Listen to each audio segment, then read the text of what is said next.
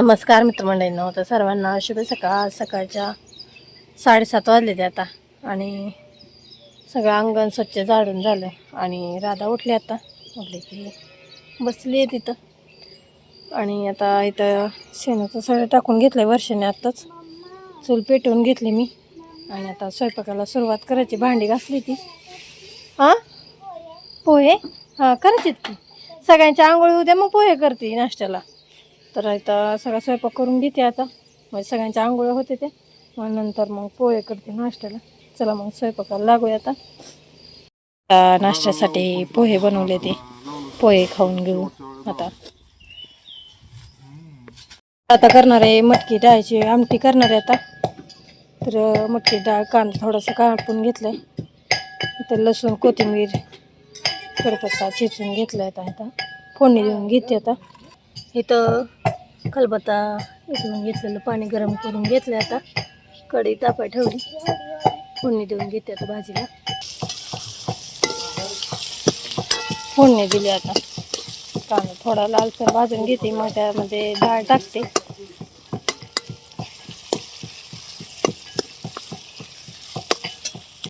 आमटीला फोडणी दिली.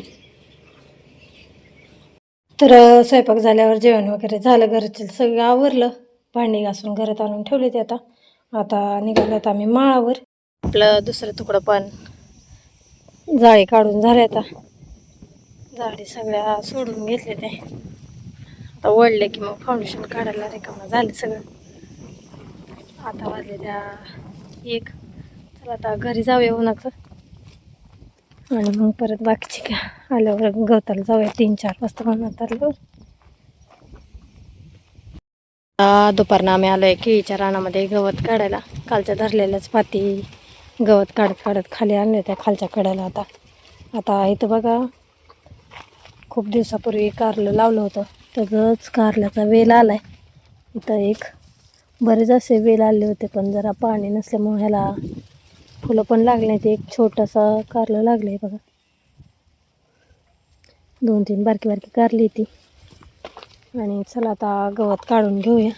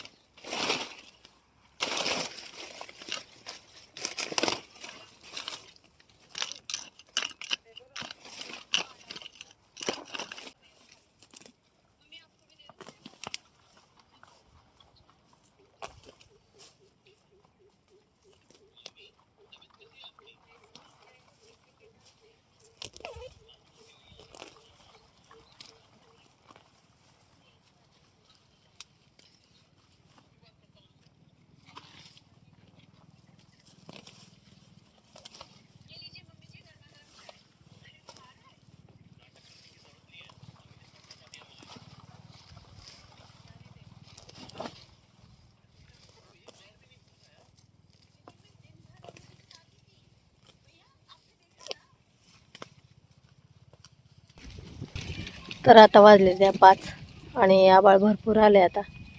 आणि इकडं गवताचे बरेच ढिगारा मोठे मोठे पडलेत. आता गवत गोळा करायचं आहे आणि घरी जायचं आहे. आबाळ आले.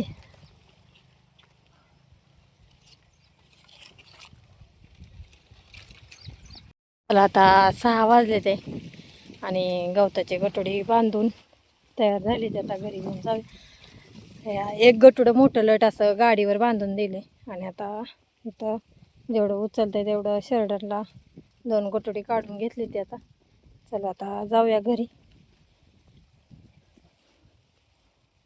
तर आता घरी आलो गवत घेऊन आणि इथं आता गवताचं गटोडी टाकायची ती शेळ्यांना. आता शेळ्या वरडायला लागले ते. तर आता गवत टाकून घेते शेळ्यांना आणि गुरांची वैरण पाणी करून घेते.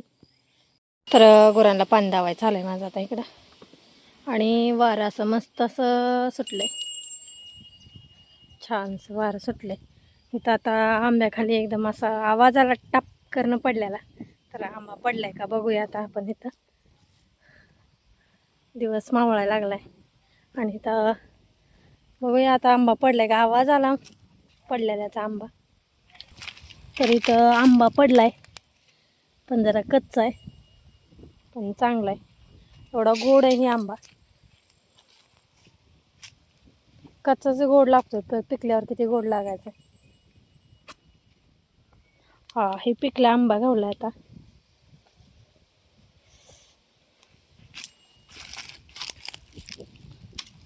पाखरं खायला लागले ते आंबा. बरंच आहे ते अजून आंबा.